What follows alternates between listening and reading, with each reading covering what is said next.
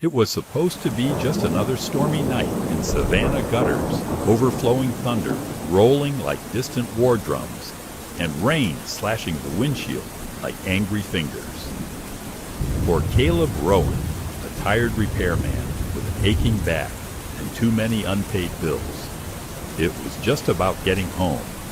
But then he saw it. A rusted cage tilted in the flood, barely visible in the alley's shadow. Inside, a golden retriever soaked and shivering. Her eyes locked on his through the downpour. He almost kept driving. Almost. Until his granddaughter whispered, "She's trying to stay alive." And in that moment, love didn't ask, it begged. And what Caleb did next would ripple through the entire neighborhood forever. The storm had come in thick and fast over Savannah, Georgia, sweeping across the coastal city with a fury that turned streets into rivers and the sky into a drum of unrelenting thunder. By nightfall, the gutters overflowed like broken dams, and the Spanish moss that hung from the city's ancient oak trees thrashed in the wind like ghostly fingers. Rain battered everything, cars' windows, roofs, with the mindless persistence of something feral. Caleb Rowan hunched over the wheel of his dented blue van, shoulders tight. From a day of crouching beneath air conditioning units, fingers still stiff with the cold and grease of unfinished labor. The wipers squealed across the windshield in protest as he squinted through the downpour, the haloed glow of streetlights offering little help. He should have been home hours ago, but his granddaughter Lila had come down with another asthma attack that sent them rushing to the children's clinic on Bay Street. She sat now in the back seat, wrapped in her oversized red hoodie, like a small cardinal, in hiding her hazel eyes wide as she stared out the window into the chaos. Caleb, 47, had the look of a man whittled by weather and work-broad shoulders that had carried too much hands, calloused like worn leather, and eyes that rarely smiled. Since his daughter's funeral, his beard had gone more salt than pepper in the past year, and his dark brown hair, once thick, now curled with humidity and the weight of exhaustion. Life had never been gentle with Caleb, and the years since his wife died from cancer, followed by the car crash that took their only daughter, had carved something permanent into the lines around his mouth, a quiet, weary resolve. "Are we almost home?" Lila's voice was small, barely audible over the sound of the storm. "Just a few more minutes, baby girl," Caleb muttered, tapping the steering wheel with the pad of his thumb. His mind was already ahead, imagining the leaking kitchen ceiling, the flickering hallway light. He still hadn't fixed the pile of bills growing like mold on the counter. He wanted the night to end. But the night had other plans. As he turned onto Azalea Avenue, a narrow side street bordered by shuttered laundromats and dented trash bins, a glint of metal caught his eye. Something just off the curb, half submerged in water. It looked like a trash can at first, but as the van's headlights swept over it, the shape clarified into something much worse. A cage. An old rusted dog crate tilted to one side. The door slightly ajar, but padlocked shut. The water was rising around it, like a tide swallowing the sidewalk. Caleb's foot hovered over the gas keep, driving a voice in his head urged, "It's not your problem." But then he heard it. A soft, high-pitched whine, barely audible over the hiss of the rain. Lila leaned forward, her eyes locked on the crate. "Grandpa," she whispered, voice trembling. "There's something in there." Caleb threw the van into park blinkers, flashing into the murk. He opened his door and was instantly soaked rain plastering his flannel shirt to his skin. The wind snatched at him like claws as he stepped onto the street, boots splashing into ankle-deep water. He jogged the short distance to the crate and crouched down inside. Through the bars, a pair of golden eyes met his terrified pleading and impossibly still alive. The dog was a golden retriever, likely 4 or 5 years old, though it was hard to tell through the mud and matted fur. Her coat, once honey-colored, was now a mess of clumped hair and grime. Her body curled tightly as if trying to disappear. She was soaked to the bone, and her sides heaved with shallow, rapid breaths. Her nose bled slightly, likely from trying to shove her face through the cage. One back paw was twisted under her trembling. There was no food, no blanket, just rust rain and resignation. Caleb tried the padlock. It didn't budge. "Damn it," he hissed. He reached for his toolbox in the van, but as he turned, Lila was suddenly beside him. Her red hoodie already soaked her little hands, clutching the edge of the cage. "We can't leave her," she said simply. "She's trying to stay alive." It wasn't a plea. It was a statement, and something about the way she said it. Steady, quiet, unblinking, cut deeper than any storm Caleb's breath caught. He thought of his wife, her last days spent curled under a patchwork quilt, whispering stories to Lila, even when her voice was nearly gone. He thought of his daughter Danielle, a social worker, who once pulled a kitten from a drain pipe during a flood, and he thought of Lila, this small, pale girl who'd already lost too much. With a grunt, Caleb grabbed the crowbar from the van, returned to the cage, and jammed the edge against the rusted lock. It took 3 strikes. On the 4th, the metal gave way with a shriek. The door sprang open, and the dog didn't move. Caleb reached in, carefully murmuring, "Easy, girl. We're not here to hurt you." He felt the trembling through her ribs as he slipped his arms under her. She was lighter than he expected. Too light, and as he lifted her out, she let out a soft, broken whine that made Lila bury her face into Caleb's jacket. Back in the van, the dog curled into the footwell on a towel Lila had handed him from her backpack. Caleb turned the heater up as high as it would go, trying not to look in the rearview mirror as his granddaughter stroked the dog's soggy fur and whispered, "You're okay now. We got you." They drove home in silence, the city passing, like a blur of headlights and wet brick buildings. Savannah had always had an old soul, and tonight it seemed to weep along with them. At one point, Caleb glanced at the dog.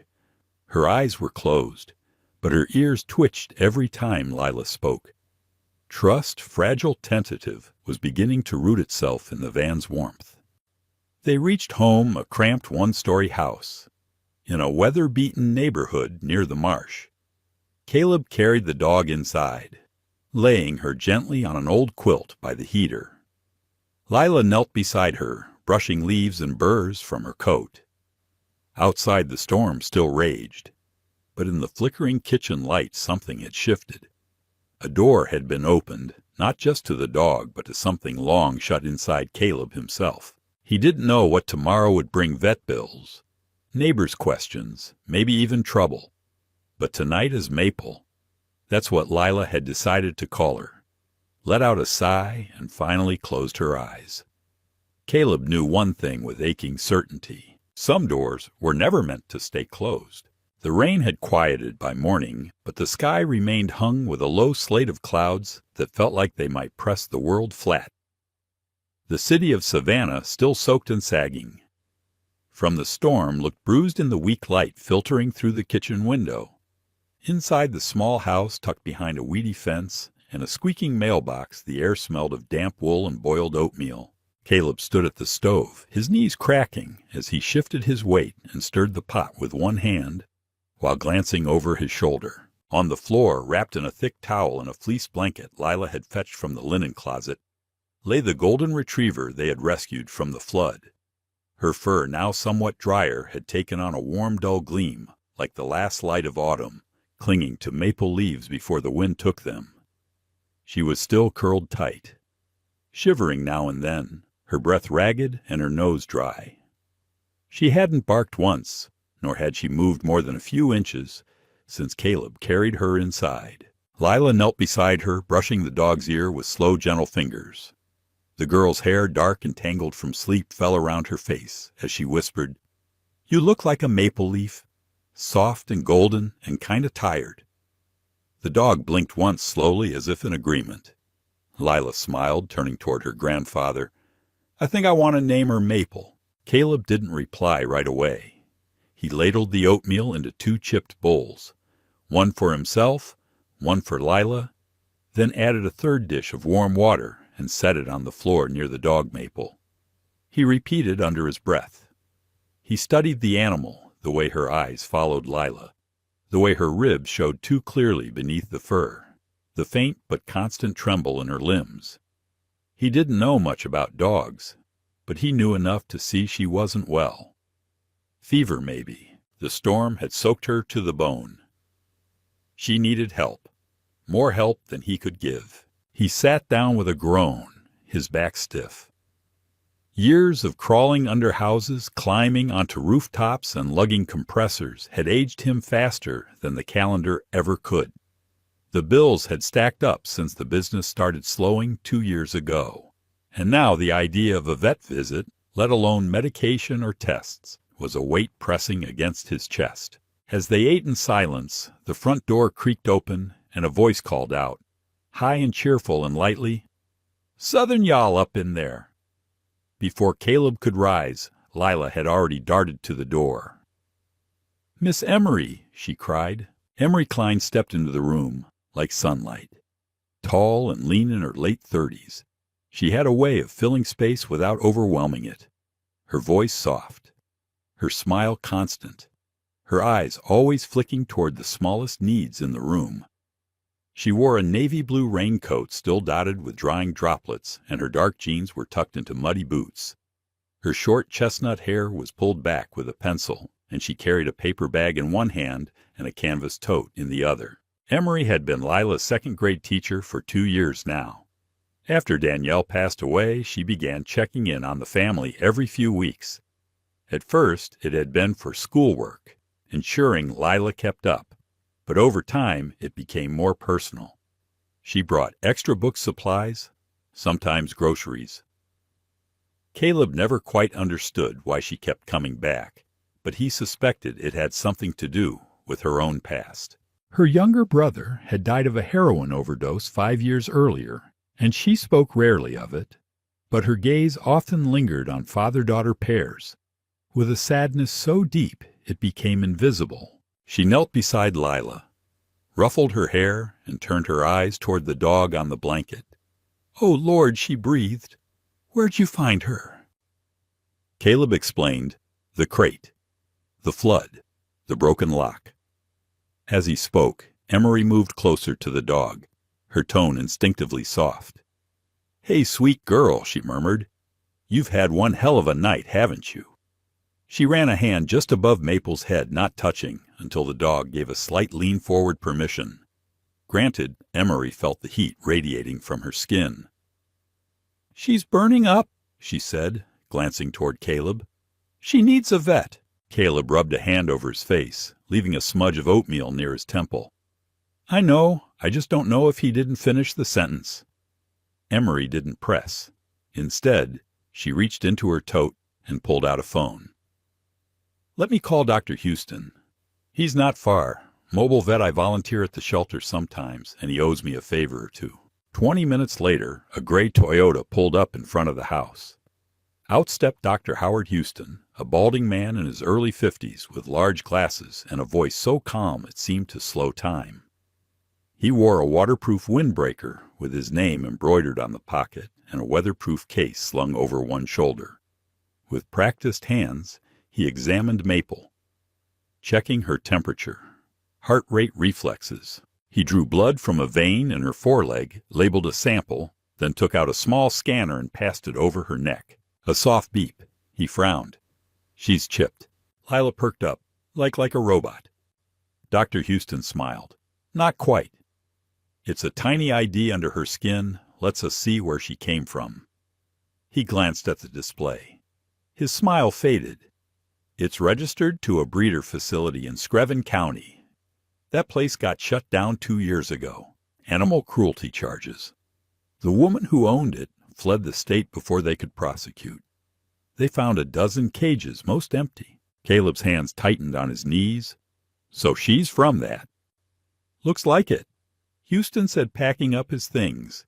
She's lucky you found her. She's very underweight, dehydrated, and likely fighting a lung infection.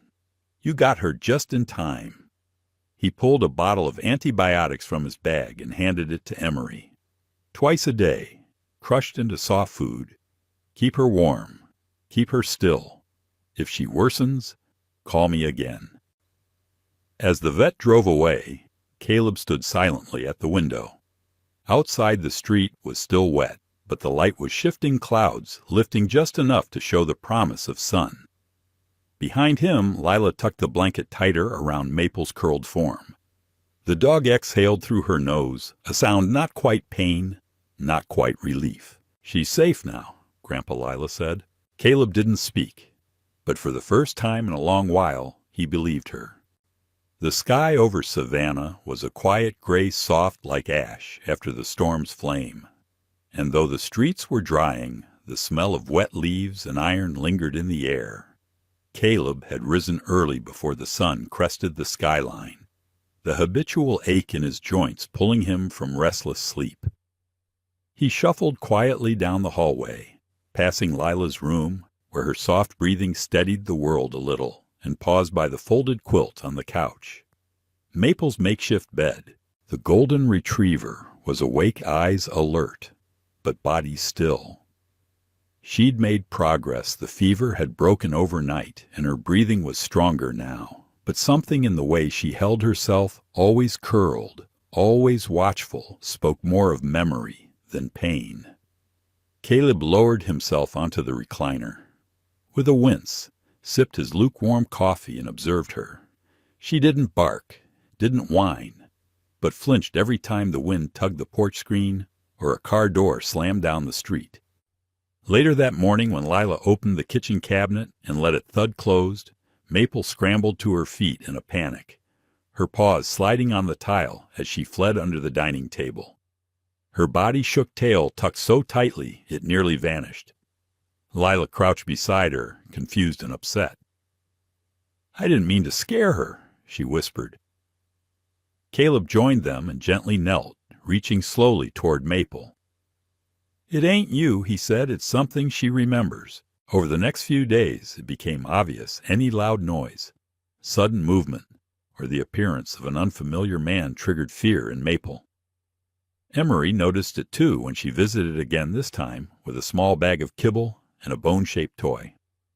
"Classic trauma responses," she murmured, her hand resting gently on Maple's back. "Whatever that place did to her. She hasn't forgotten."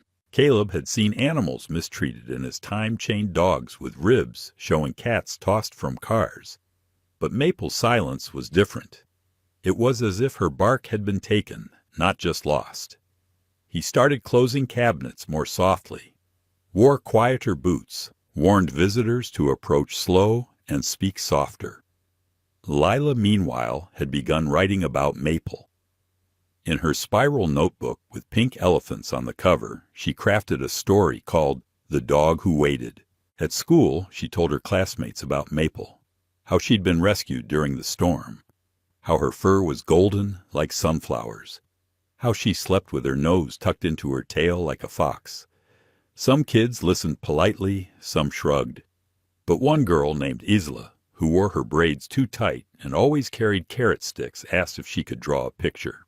A few days later, during art hour, Isla's picture of Maple won drawing of the week and was pinned up in the hallway near the front entrance. It showed Maple lying in a cage, the rain pouring around her, a beam of light breaking through the storm, and a tiny girl kneeling beside her. "That's me," Lila whispered to her teacher. What neither of them knew was that a woman standing just outside the classroom waiting for her nephew overheard their conversation. Her name was Wanda Kingsley, late 40s, heavy-set warm eyes behind thick red glasses. She worked part-time at the local florist shop and followed several animal rescue groups online. She asked Isla quietly who the dog was, and Isla pointed at Lila. Wanda approached Caleb's house the next evening, cautious but friendly, carrying a pie she'd bought from the gas station bakery and an old photo of her childhood golden retriever. "I don't mean to intrude," she said gently, "but I heard about Maple. I think people would care if they knew, maybe even help." Caleb wasn't sure what she meant at first. But when she explained about the rescue groups, the photos, and how people online sometimes donated food, medicine, even money for vet care, something flickered in his chest. Hope maybe, or hesitation. With Caleb's permission, Wanda snapped a photo of Maple lying in the living room sunbeam, her fur almost glowing, her eyes half closed. She uploaded it to a Facebook group called Savannah Paws in Need, along with the caption, "Found in a cage during the flood. She's recovering slowly, we call her Maple." By midnight, the post had over 300 shares. The air in Savannah had shifted. It wasn't just the humidity lifting or the break in the rain. It was something else, something stirring. The morning after Wanda's Facebook post went viral, Caleb Rowan stepped outside his modest one-story house on Millridge Lane to fetch the paper and found 2 brown paper bags on his porch. One held canned dog food, the other a folded wool blanket and a handwritten note. For Maple with love, Denise and Mike, just down the block. Caleb blinked in disbelief. He hadn't spoken more than passing greetings to anyone on his street in over a year. Not since the layoffs, not since the bills started stacking like tombstones on his kitchen counter. He picked up the bags and stepped back inside, stunned. Maple, resting in a sun-drenched corner of the living room, perked up as he approached. Her fur, now brushed regularly, thanks to Lila's gentle persistence, shimmered faintly in the light.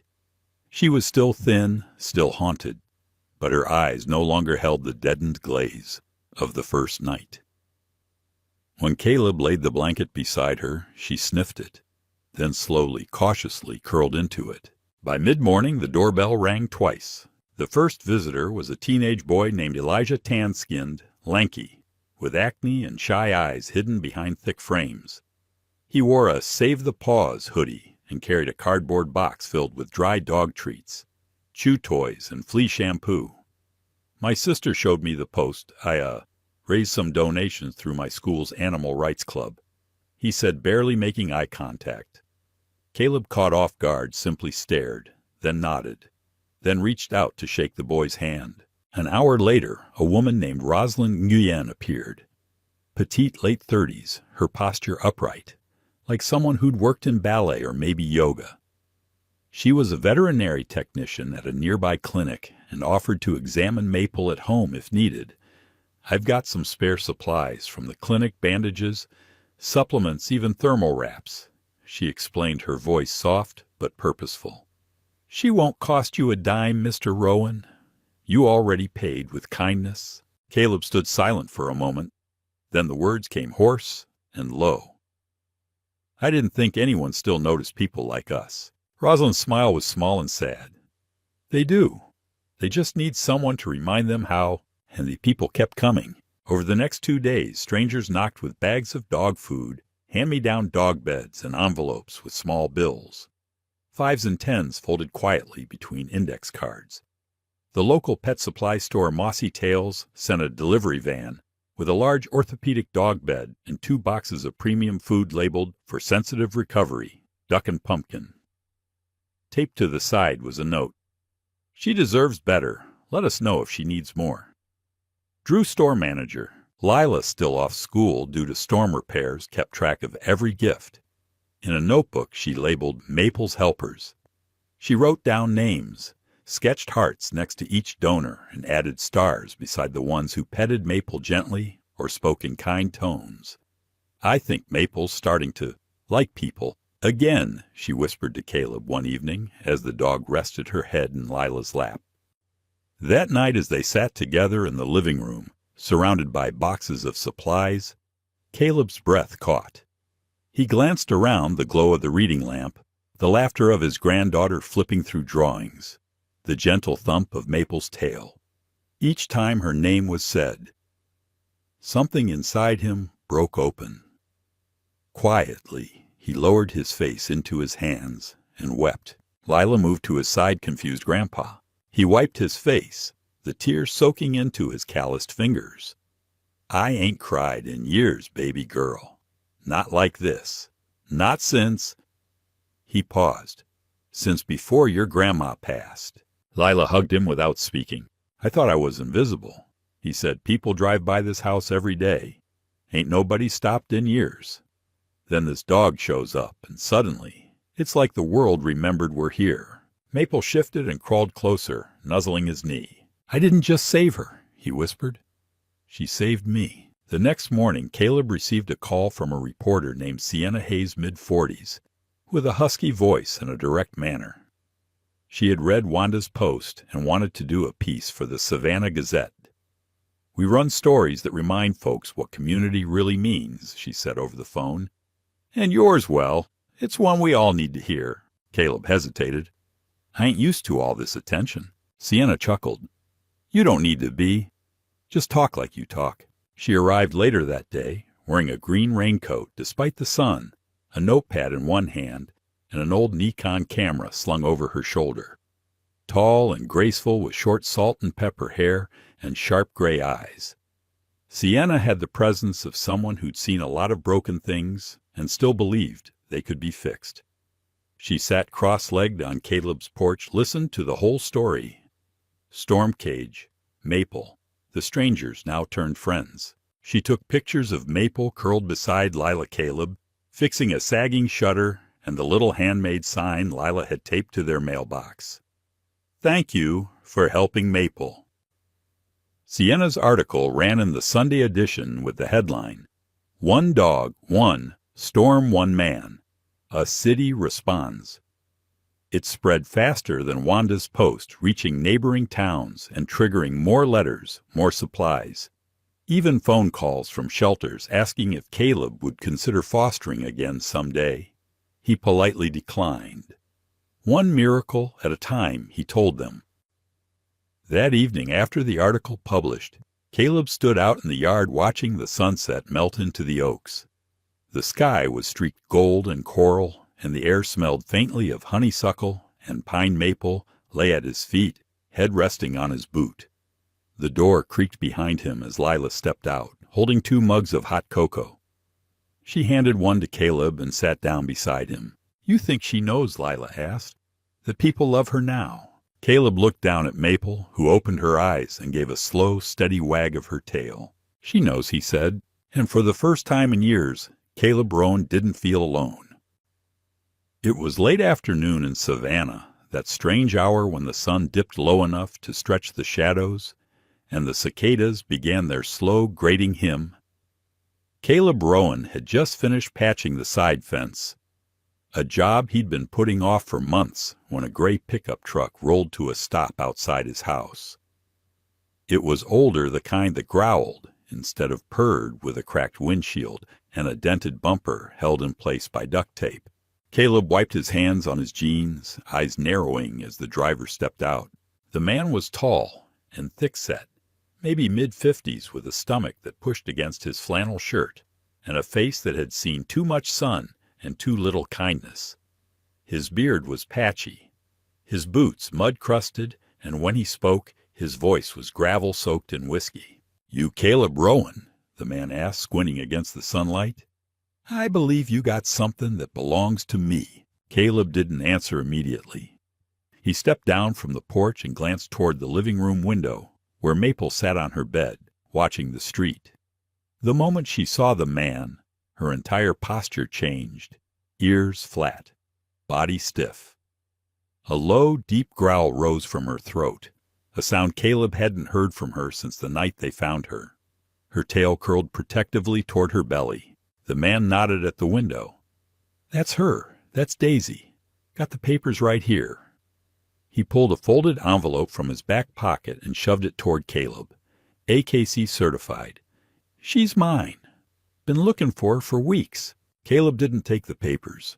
"She's called Maple now," he said evenly, "and she's not your property." The man's face darkened. "Don't matter what you call her. She's registered under my name. You got a lost dog, you report it.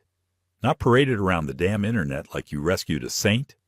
I could sue you for theft." At that moment, Emery Rivers pulled up in her battered silver Prius, as she did every few afternoons, to visit Lila and check on Maple's slender early 30s, and with a natural strength behind her quiet voice, Emery had dark brown eyes that missed nothing. She stepped out, sensing tension in the air, like a barometer before a storm. "Is there a problem here?" she asked. The man waved the envelope. "Just here for my dog. These folks are holding her against the law." Emery looked at Caleb. "He says Maple's his." "She doesn't think so," Caleb said softly, nodding toward the window. Maple hadn't moved. She was still growling. The man tried to wave it off. "She's skittish? Always has been. That's just how she gets when she's sick or scared." But Emery wasn't buying it. Dogs remember who hurt them. They don't growl like that, unless they have reason. She pulled out her phone. "What's your name, sir?" He hesitated. Larry Fletch." "I think we'll let the authorities sort this out," Emery said, already typing into her phone. "You could call the damn president." "For all I care," Larry snapped. "I got paperwork." Caleb stepped forward, voice steady. "If she's your dog, how come she was locked in a rusted cage, half flooded? No food, no chip updated, no search notice posted. How come she looks at you like she's seen hell walk back into the room?" Larry's eyes flickered. "That cage ain't mine. I don't know how she ended up there. She got stolen weeks ago, maybe by some punk kids." Emery had found what she was looking for. Her face hardened. "You ran a breeding outfit, didn't you? Carolina Ridge Kennels. Shut down 2 years ago. Multiple citations. Neglect charges, dogs seized by the dozens. Your name's all over the county report." Larry's face drained of color. "That was cleared up. Nothing was proven. Yet here you are," Emery replied. "And that dog, the one you didn't report missing, who has old untreated injuries, who was found abandoned in a storm, is trying to crawl through a wall to get away from you." Just then, a police cruiser turned onto Millridge Lane. Someone had called, maybe a neighbor, maybe Maple's guardian angel. Officer Jenny Alvarez, a stocky woman in her 40s with short buzzed hair and the calm demeanor of someone who'd seen more domestic disputes than she'd ever wanted, stepped out. Her partner, a younger man named Devon, followed. Alvarez looked around, noting the tension. The dog, the envelope, and the man already sweating through his flannel. "What's going on here?" Caleb explained. Emery added the details. Larry raised his voice, waving his paperwork again, trying to claim ownership over an animal whose body shook behind a glass pane at the sound of his boots. Alvarez walked to the window and knelt. Looking through Maple's growl deepened her lips trembling. The cop didn't flinch. Instead, she turned slowly and walked back to Larry. "We'll need to verify everything you've presented," she said. "You say she's registered to you. We'll check with animal control and cross-reference with the chip data. But in the meantime, you're not taking that dog anywhere." Larry opened his mouth. Devon stepped forward. "Sir, if you keep shouting, we'll ask you to leave the premises. This is a civil matter until it's not." Larry fumed, but said nothing more. He turned, stomped back to his truck, and slammed the door hard enough to make Maple yelp from inside. The officers lingered after he drove away, taking statements, copying documents, and assuring Caleb they'd file an official report. That evening, Lila sat quietly beside Maple, brushing her fur with slow, gentle strokes. "He's not coming back, is he?" she asked. Caleb sat nearby, exhausted but firm. "If he does, we'll be ready, and this time he won't have paperwork to hide behind." Maple rested her chin on Lila's knee and gave a deep, contented sigh. Across town, Emery posted a detailed update about the incident. Within an hour, the post had been shared hundreds of times. People chimed in with old screenshots of Larry's shut-down kennel testimonials from neighbors who remembered hearing cries from his barn at night and reports of similar dogs rescued in poor condition. Justice was slow, but it had begun. The humid air of Savannah clung to the night like a damp blanket. Crickets chirped in the distance, and the occasional rustle of leaves hinted at nocturnal creatures going about their business. Caleb Rowan sat on his porch, the soft glow of a lantern casting flickering shadows. Maple lay at his feet, her golden fur shimmering under the light ears, twitching at every sound. Since the confrontation with Larry Fletch, Caleb had taken precautions. He installed motion sensor lights around the property and set up a security camera overlooking the backyard. Emery had helped him choose the equipment, ensuring it was user-friendly.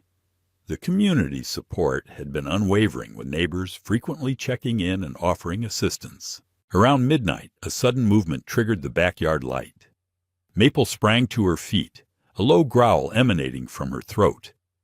Caleb stood up, his heart pounding. He grabbed the flashlight and cautiously approached the back door. Through the window, he saw a shadowy figure attempting to open the gate. "Hey!" Caleb shouted, swinging the door open. The figure froze, then bolted. Maple darted past Caleb, barking furiously. The commotion woke the neighbors, lights flicked on and doors opened. Mr. Jenkins, a retired Marine living next door, emerged with a baseball bat. "What's going on, Caleb?" he called out. "Someone tried to break into the backyard," Caleb replied, trying to calm Maple. Emery, who lived a few houses down, arrived moments later, her phone in hand.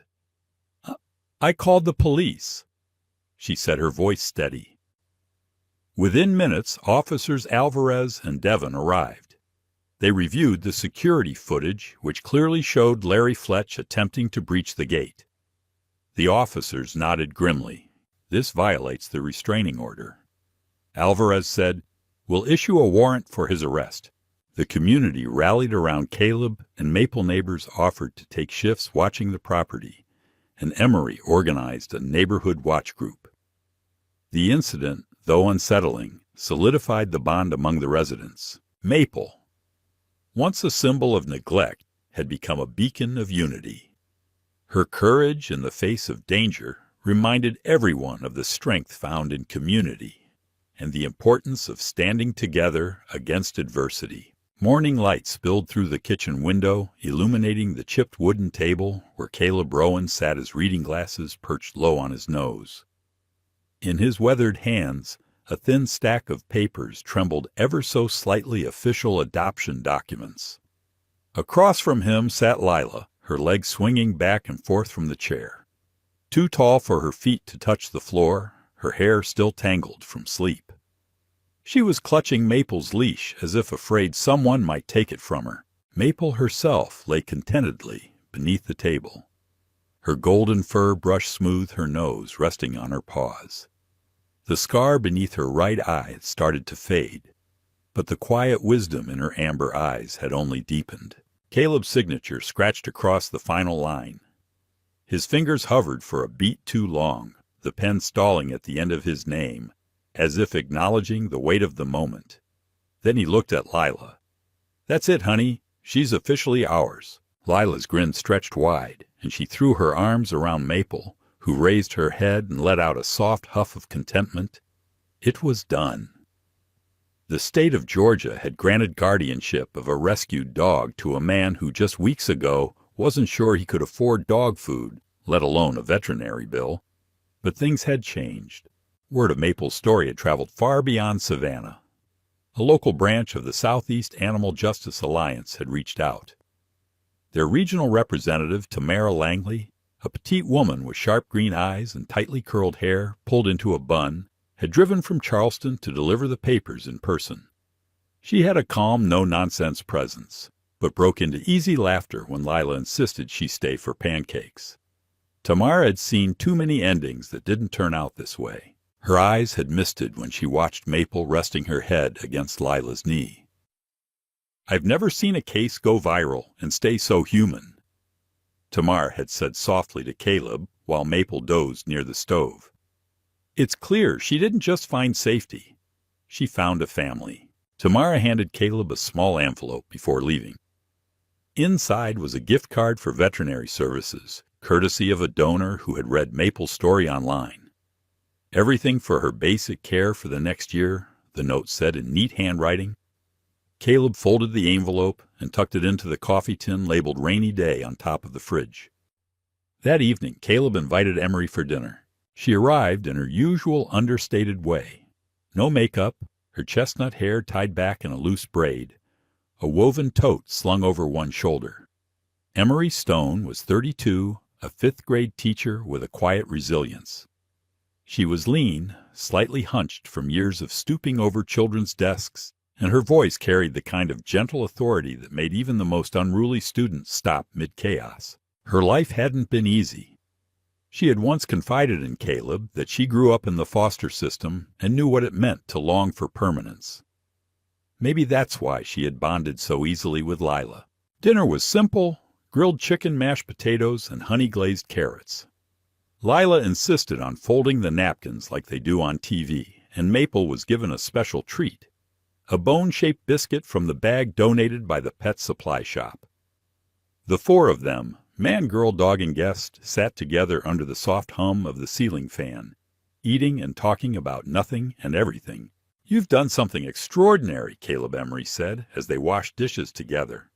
"Not just for Maple, but for all of us. This whole street feels different now." Caleb chuckled, passing her a towel. "I'm not the hero folks make me out to be. You showed up when it mattered. That's more than most." Later that week, Caleb started noticing little things. Neighbors he hadn't spoken to in years would wave as he walked Maple down the sidewalk. The owner of the corner bakery handed him a cinnamon roll and refused payment. A young couple dropped off a painting, Maple sitting regal beneath a tree, Lila's hand in her fur.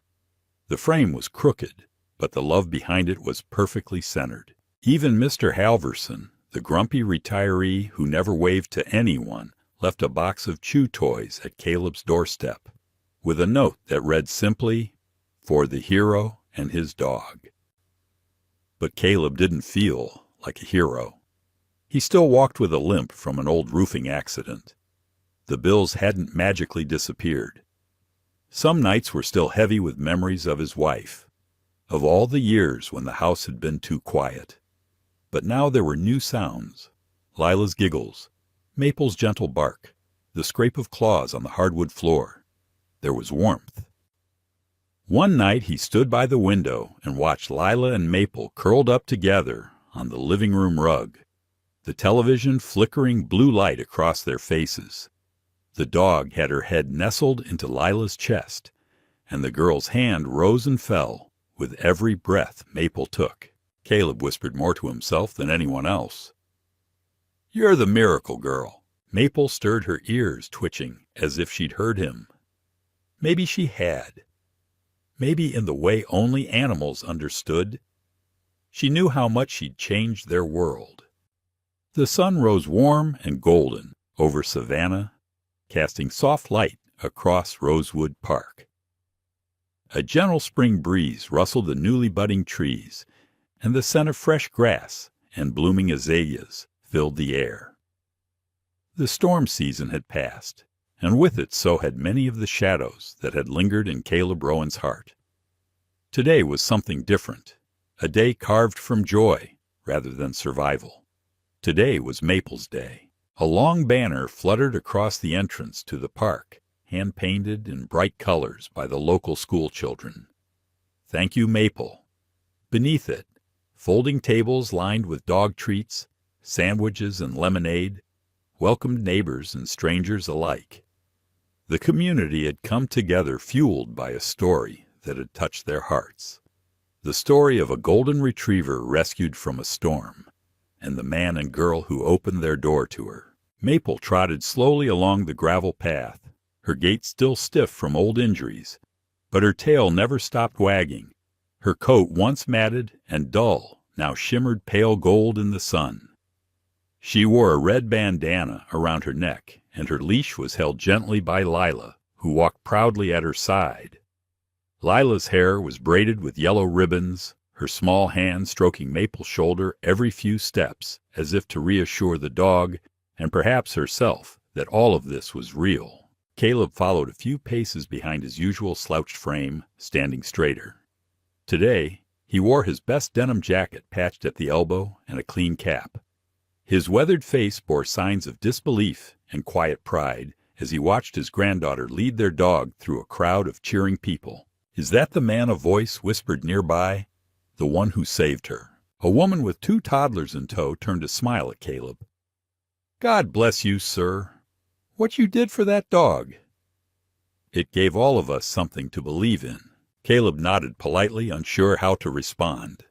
Compliments still sat awkwardly on his shoulders. He'd never thought of himself as anyone special, just a man who made a choice in the rain. At the gazebo in the center of the park, Emery waited with a clipboard and a small speaker system. She wore a sundress for the occasion, her usually practical hair tied back with a scarf. When she saw Maple and Lila approach, her face lit up. "There's our guest of honor," she said into the microphone, her voice ringing out over the crowd. "Ladies and gentlemen, boys and girls, pups and pets, we're gathered here today to celebrate resilience, kindness, and second chances. But most of all, we're here to celebrate Maple." The applause was instant and loud. Lila helped Maple onto the small platform, careful not to let her strain her back leg. The dog sat dutifully beside her as Emery stepped aside. Caleb tried to stay near the back, but Lila spotted him and waved him forward. He sighed and made his way toward the front as Lila adjusted the microphone for her height. "Hi, everyone," she began, her voice shaking just a little.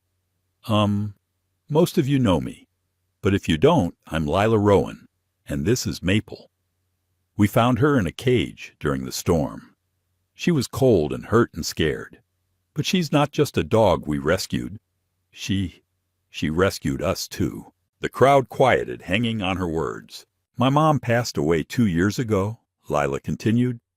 "It was just me and Grandpa for a long time. He works hard, but he was really sad, even when he smiled. When we brought Maple home, it felt like someone turned a light on again. She helped us heal, so thank you for loving her too." There were sniffles from the crowd.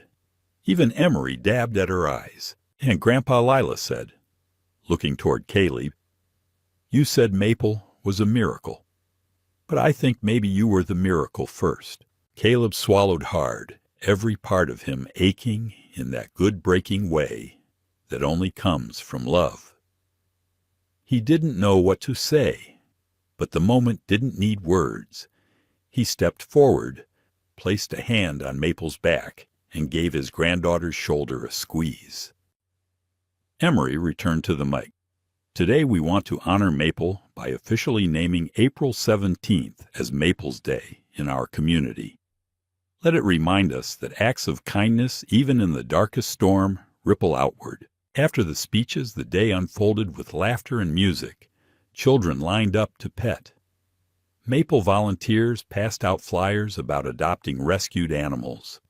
A pet bakery handed out tiny pup cakes. Emery's students sold handmade bookmarks with Maple's paw print on them. Funds raised went to a local shelter. At one point, a small boy with glasses knelt beside Maple and whispered, "You're my hero." Maple nudged his hand, gently, tail swishing. As the sun dipped lower, casting golden hues across the grass, Caleb sat on a bench near the edge of the park. Maple lay at his feet. Her body relaxed, her eyes watching Lila, who danced with a few neighborhood kids near the food stand. He looked down at the dog whose presence had changed everything. Once he had believed that family meant flesh and blood, but now watching strangers become friends and friends become family, he knew better. Family was anyone who showed up when the storm rolled in and stayed after it passed. Maple gave a soft bark as if in agreement and rested her head on his boot. Sometimes miracles don't come with thunder or lightning. Sometimes they come in the quiet eyes of a broken dog, in the soft touch of a child, or in the outstretched hand of a neighbor. Maple didn't just survive the storm. She transformed it. Through her, an old man rediscovered hope. A little girl found joy again, and a whole neighborhood remembered the power of compassion. And maybe that was no accident. Because when we open our doors to love, especially when it's wounded and afraid, something divine happens. In the middle of our messy, ordinary lives, God still sends little miracles. Not to change the world at once, but to remind us that it's worth saving one act of kindness at a time. If this story touched your heart, please share it with someone who needs hope today. Leave a comment to tell us how Maple's journey reminded you of your own. And if you believe in second chances and quiet miracles, type Amen below. Don't forget to subscribe for more true stories of redemption, love, and courage. May God bless you and all the creatures He sends to walk beside us.